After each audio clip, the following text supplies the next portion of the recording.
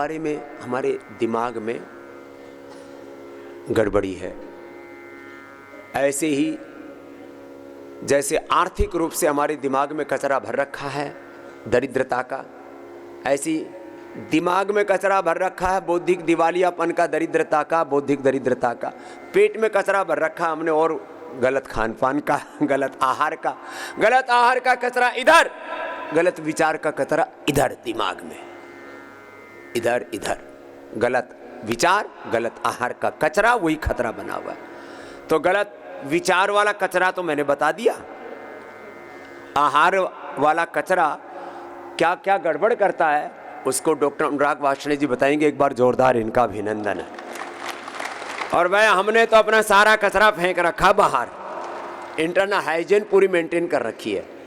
स्वच्छ भारत अभियान चल रहा है ना, हमने तो स्वच्छ भारत अभियान में समृद्ध भारत अभियान में अपनी योगदान दिया। Clean India, green India, prosperous India, peaceful India. अच्छा देखो नाम भी इंडिया, क्या बोले बताओ।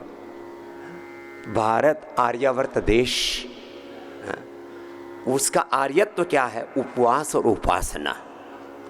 उपवास से विचार का कचरा, आहार का कचरा, उपवास से आहार का कचरा, उपासना से विचार का कचरा।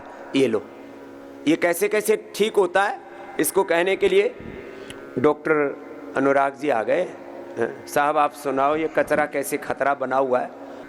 ओम जी स्वामी जी, आपके श्री चरणों में मेरा प्रणाम, आप सभी को मेरा अभिवादन।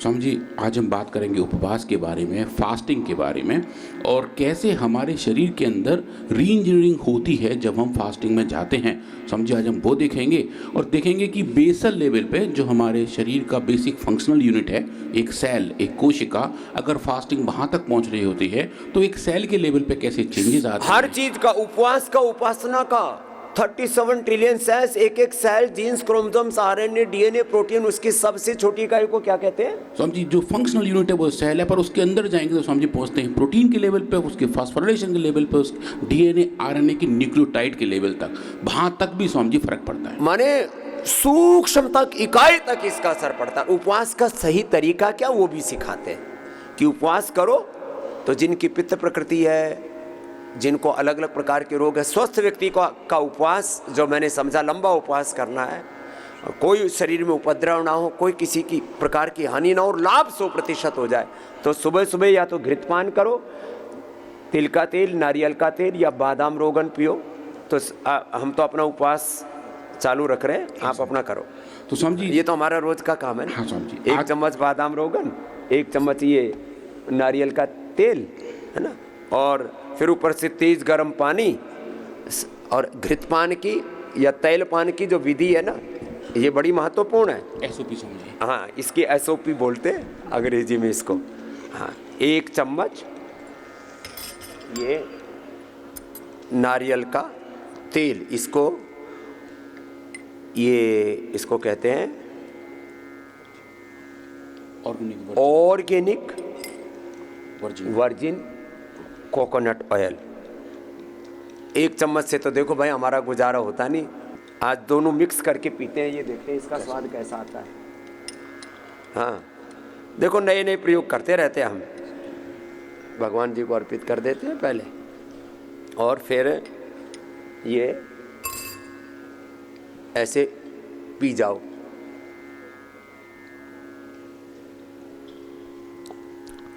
ऐसे गर्म करके पी लेना, थोड़ा गुनगुना, और ऊपर से 1 चुटकी सेंधा नमक, फिर ये गरम गरम पानी। बताओ जी, इसकी महिमा बताओ आप सब। इससे तो पूरा अंदर, पूरा शरीर में ऊर्जा रहेगी। सूक्ष्म आहार से ऊर्जा रहती है, नहीं तो मैंने कहा पूरी ऊर्जा तो तुम्हारा खाना पचाने में लग जाती है। हाँ स्वामी जी, तुम जो साइंस ऑफ फास्टिंग की बात करें, उपवास के पीछे के विज्ञान की बात करें, तो स्वामी जी लगभग 8 बड़े बड़े इसके स्टेप हैं जब हम उपवास करना शुरू कर देते हैं। तो स्वामी जी लगभग अगर हम 8 घंटे तक कुछ ना खाएं, 8 घंटे तक का भी उपवास रखें, तो साइंस के हिसाब से उसको भी उपवास की श्रेणी में माना जाता है। अच्छा, और 16 घंटे करें तो फिर तो स्वामी जी और अच्छा है। इंटरमीडिएट उपवास intermittent नाम हो जाता है दे स्वामी दिया जी। उसका, वो बहुत सारे नाम है स्वामी जी, नामकरण कर दिए नए। तो अलग अलग नामकरण कर दिए। ये सब स्वामी जी जो न्यूट्रिशन वाले बंदे हैं वो उपवास को अलग ट्रीटमेंट के तौर पे नाम देना चाह रहे होते हैं, तो उसी चीज़ की वो नई ब्रांडिंग कर देते हैं ताकि उनका भी कुछ एक मेरा रोज 16 घंटे का इंटरमीडिएट फास्टिंग होता रोज, स्वामी जी। और कोई कमजोरी नहीं, बस 1-2 चम्मच घी ले लेता हूँ, और ये स्वर्ण shilajit, Immunogrit gold, curcumin gold और डेली एक्टिव, इससे कोई न्यूट्रिशन की भी फिर कमी नहीं रहती है जी।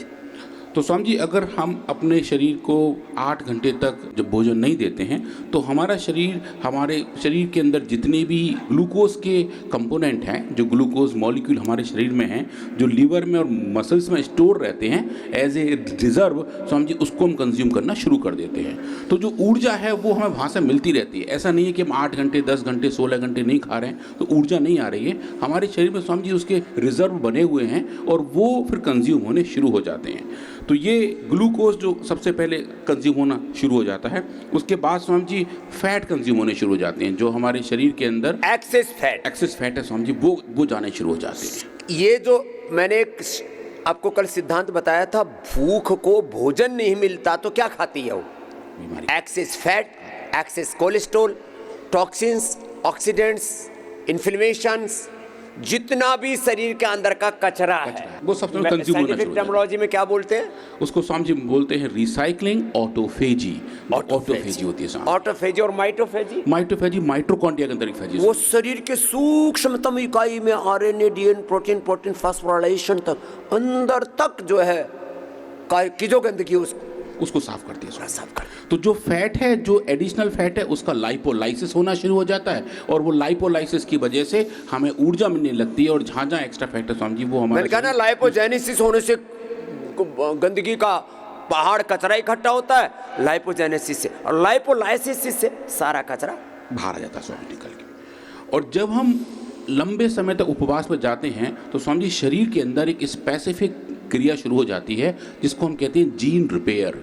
मतलब हमारे डीएनए में जहाँ भी कहीं चोट है, जहाँ भी थोड़े निक्स हैं, जो भी टूट फूट है, उस वक्त स्वामी जी हमारा शरीर उनको ऑटो रिपेयर करना शुरू कर देता है। और वो भी एक बहुत अच्छा उदाहरण दिया था डॉक्टर नवाज ने, चलती हुई गाड़ी में रिपेयर करना। हाँ स्वामी, चलती गाड़ी में रिपेयर स्वामी जी, क्योंकि एक ऐसे मैकेनिक हैं जहाँ अपनी कार लेके जाएं तो वो गाड़ी को रोक के इंजन बंद करके उसको रिपेयर करते हैं, वो हर कोई कर लेता है। पर नेचर स्वामी जी एक चलती व्हीकल में है, चलती मशीन को भी रिपेयर कर देते हैं स्वामी जी। ये बहुत ही जबरदस्त चीज है। ये सारा ब्रह्मांड ऐसे ही चला रखा है परमात्मा ने। हाँ स्वामी जी बिल्कुल।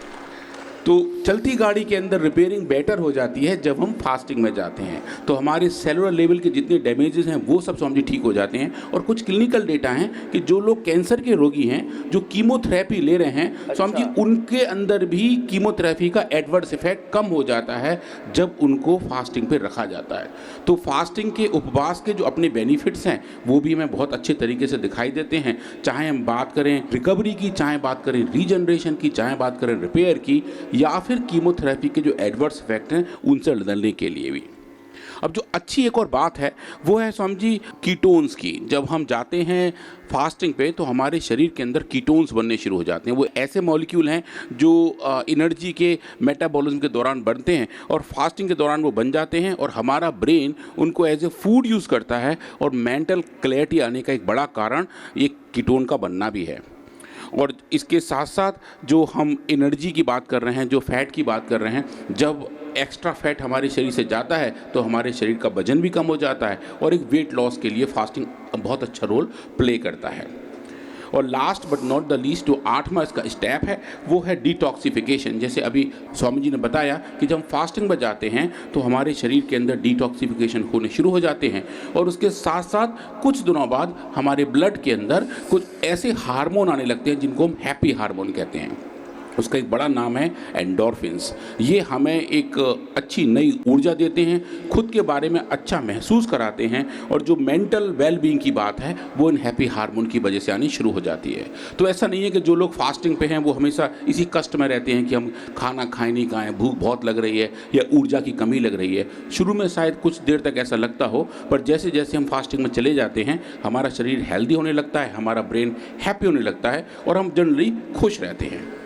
अब जैसे अभी स्वामी जी ने बताया कि अलग अलग टाइप की फास्टिंग रेजिम्स हैं, जैसे कि इंटरमिटेंट फास्टिंग जहाँ 12 घंटे से लेकर 16 घंटे की फास्टिंग रखते हैं, कैलोरी रेस्ट्रिक्टिंग डाइट वाला काम है, टाइम रेस्ट्रिक्टिंग फास्टिंग है। ये सब नए अलग अलग टेक्निकल वर्ड हैं, पर बेसिकली इनका कॉन्सेप्ट वही है कि उपवास रखा जाए, चाहे वो 16 घंटे का हो या 16 दिन का हो, वहाँ तक जाएँ और जो अलग अलग तरीके के हैं प्रोसेस उसको हम फॉलो करें तो अपने आप को हम हेल्दी रख सकते हैं। अगर हम बात करें मॉलिक्यूलर रेस्पॉन्सेस की, जो हमारे पूरे शरीर में ऑर्गन सिस्टम में फास्टिंग की वजह से होता है, तो अगर आप देखें ये पूरा एक हमारा ह्यूमन बॉडी है, ब्रेन से लेके नीचे मसल्स तक जाते हैं, तो हर जगह फास्टिंग के अच्छे अच्छे इम्पैक्ट आते हैं। जैसे हम बात करें ब्रेन के अंदर, तो जब हम फास्टिंग पर होते हैं तो उसकी वजह से कॉग्निशन बढ़िया हो जाता है, न्यूरोट्रॉफिक फैक्टर्स बढ़िया बनते हैं, हमारे लर्निंग एंड मेमोरी की कैपेबिलिटी अच्छी हो जाती है।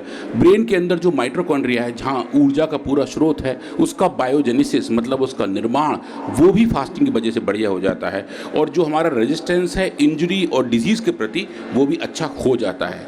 मतलब हम अपने ब्रेन को शार्प रख पाते हैं, हेल्दी रख पाते हैं, और जो हमारे विचार हैं वो भी फास्टिंग की वजह से अच्छे आने लगते हैं। अब हार्ट के बारे में बात करें, जो कार्डियोवैस्कुलर सिस्टम है, फास्टिंग की वजह से सबको पता है कि ब्लड प्रेशर भी कम हो जाता है, रेस्टिंग हार्ट रेट भी कम हो जाती है, पैरासिम्पैथिक टोन जो हमारे शरीर को रेगुलेट करती है वो बढ़ जाती है, और स्ट्रेस के प्रति रेजिस्टेंस भी बढ़ जाता है। तो फास्टिंग के अच्छे इंपैक्ट हमारे हार्ट पर भी हैं, हमारे ब्लड में भी हैं, जहाँ ग्लूकोज कम हो जाता है, इंसुलिन कम हो जाता है, लेप्टिन के लेवल चेंज हो जाते हैं, कीटोन का लेवल बढ़ जाता है, और उसके साथ साथ जो ऑक्सीडेटिव स्ट्रेस और इन्फ्लेमेटरी साइटोकाइन है इनके लेवल भी कम हो जाते हैं। ये फास्टिंग के साथ ऐसा होता है और ये वेरी वेल नोन है। लिवर तक जाएं, जो हमारे शरीर का सबसे बड़ा ग्लैंड है, स्किन के बाद सबसे बड़ा ऑर्गन है, तो वहाँ पे आप देखेंगे ग्लाइकोजन का डिप्लीशन हो जाता है, इंसुलिन के प्रति सेंसिटिविटी बढ़ जाती है, लिपिड्स मतलब जो फैट्स हैं वो जमा होने सभी प्राणायाम कम हो जाते हैं। अनुलोम विलोम करते रहें, साथ साथ में सुनते भी रहें। हाँ स्वामी जी, और अनुलोम विलोम प्राणायाम के साथ अगर फास्टिंग भी चल रही होती है तो काफ़ी अच्छे इम्पैक्ट आते हैं, और कुछ इम्पैक्ट आज हम यहाँ देख रहे हैं। मसल्स के बारे में बात करें स्वामी जी, तो आप देखेंगे इंसुलिन के प्रति सेंसिटिविटी अच्छी है तो उनका टोन अच्छा हो जाता है, इन्फ्लेमेशन कम हो जाता है। और आंतों के बारे में बात करें तो इन्फ्लेमेशन वहाँ भी कम हो जाता है, और आंतों की जो स्पीड है, जैसे खाना आगे बढ़ता है, वो भी बढ़ जाता है, और एक पेट साफ रहने का जो पूरा प्रोसेस है वो भी फास्टिंग की वजह से बढ़िया हो जाता है। अब जो मैं भी दिखा रहा हूँ स्क्रीन पर, ये बहुत ही इंटरेस्टिंग फाइंडिंग्स हैं।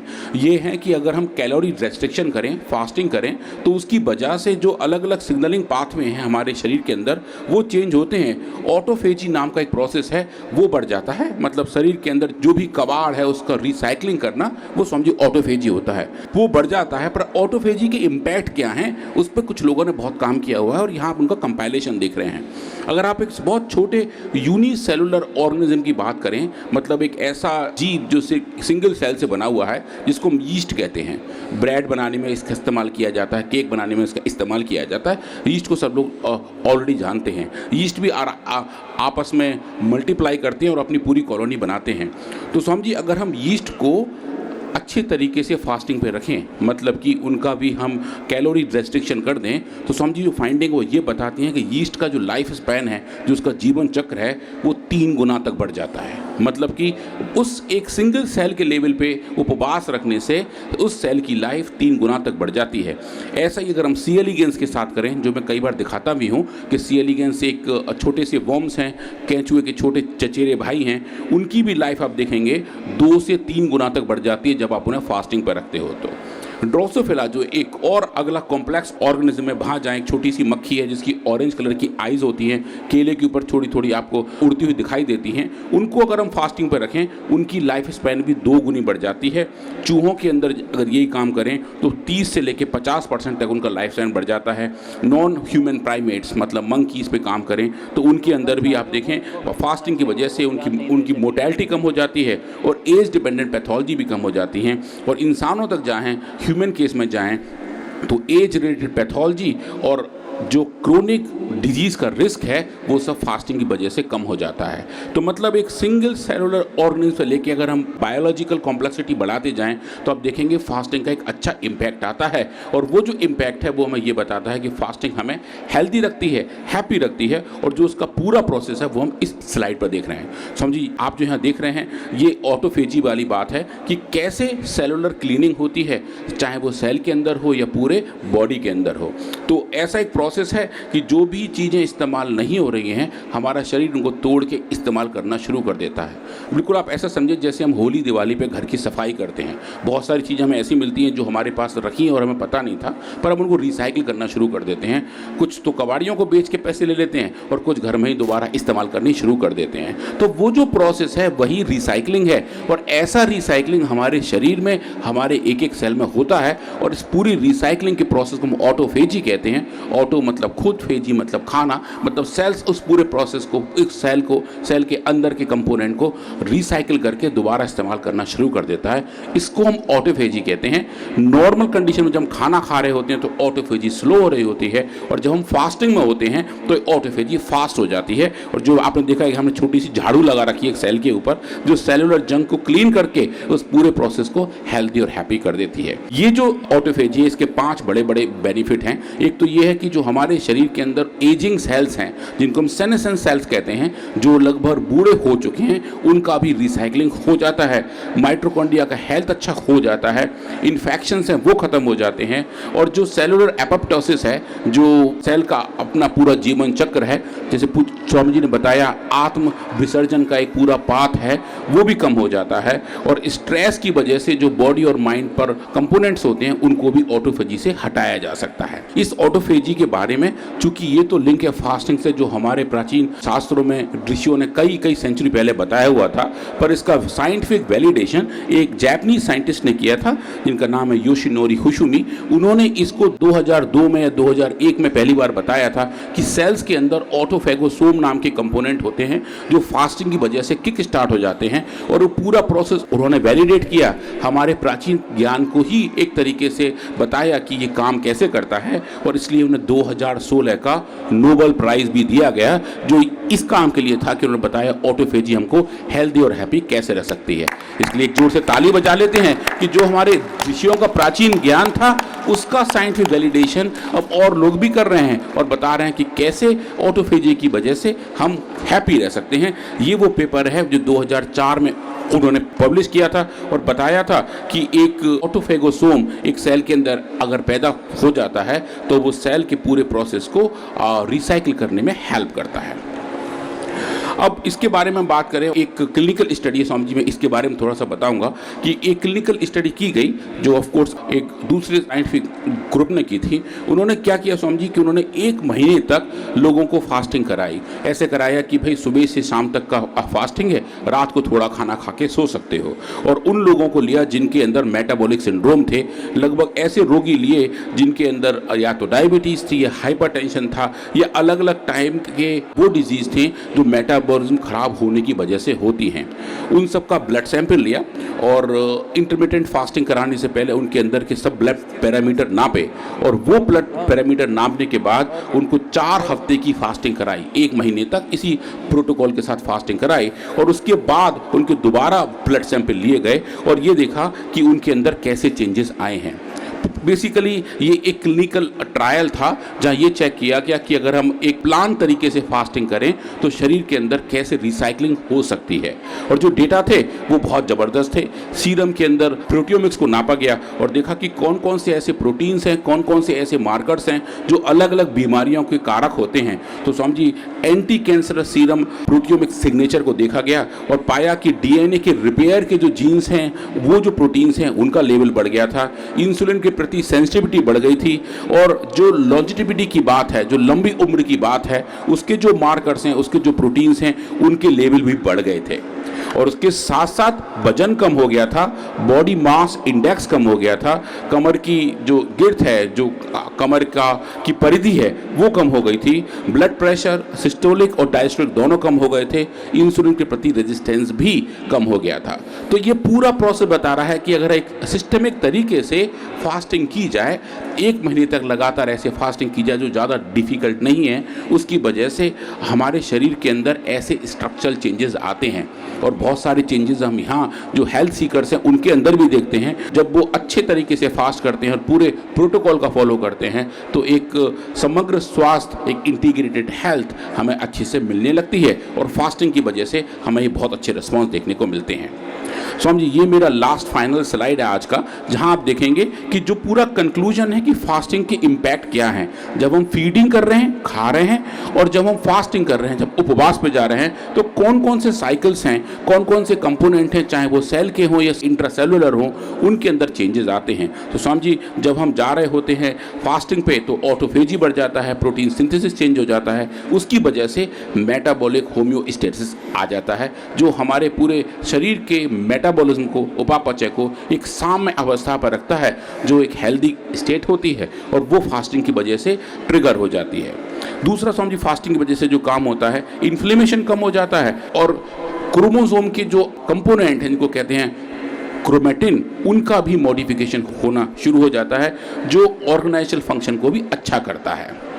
टिश्यू रिपेयर हो जाता है और रिसिलियंस, मतलब कि बीमारियों से लड़ने की जो क्षमता है हमारी, वो भी अच्छी होने लगती है, चाहे वो सेल के लेवल पे हो, ऑर्गन के लेवल पे हो, ऑर्गन सिस्टम के लेवल पे हो, या पूरे हमारे समूचे शरीर के लेवल पे हो। तो फास्टिंग का, उपवास का हमें इतना अच्छा इम्पैक्ट देखने को मिलता है, और उपवास के वास्तव में ही अच्छे कंपोनेंट्स हैं। और ये शुरू में 1 या 2 दिन स्वामी जी पक्का लगता है डिफिकल्ट। मैंने भी अभी 21 दिन तक लगातार ऐसा वाला उपवास किया था। शुरू के 1 दिन लगा था कि हाँ दिक्कत है, पर स्वामी जी अब जैसे जैसे आगे बढ़ते हैं वैसे वैसे आपके अंदर जो दबी हुई ऊर्जा है वो बाहर आने लगती है, और आप अपने पूरे शरीर को, अपने मन को, और स्वामी जी सच पूछिए विचारों को भी उतना ही अच्छा कर लेते हैं जैसा कि आपको होना चाहिए, जैसा कि नेचर ने आपको बनाया हुआ है। तो स्वामी जी, आज हमने इतना कुछ देखा उपवास के बारे में। इस डिस्कशन को थोड़ा सा और आगे हम इस पे करते रहेंगे। आप सबने मुझे इतने ध्यान से सुना, आपको उसके लिए बहुत बहुत धन्यवाद। और कुछ और भी क्वेरीज होंगे तो उसके बारे में बात करेंगे। स्वामी जी प्रणाम। बहुत बहुत अभिनंदन, जोरदार तालियों से। डॉक्टर साहब ने बहुत ही अच्छे तरीके से उपवास के विषय में बताया कि उपवास किस प्रकार से हमारे तन मन की शुद्धि करता है, और पूरी साइंटिफिक लैंग्वेज में, जिसमें योशिनोरी फुसुमी जो साइंटिस्ट हैं जापान के, उनको नोबेल पुरस्कार भी मिला। इतनी बड़ी ये विद्या हमारे ऋषियों की हमें दी हुई कि हम बिना कुछ किए ही उपवास करके अपने रोगों से दूर हो सकते हैं।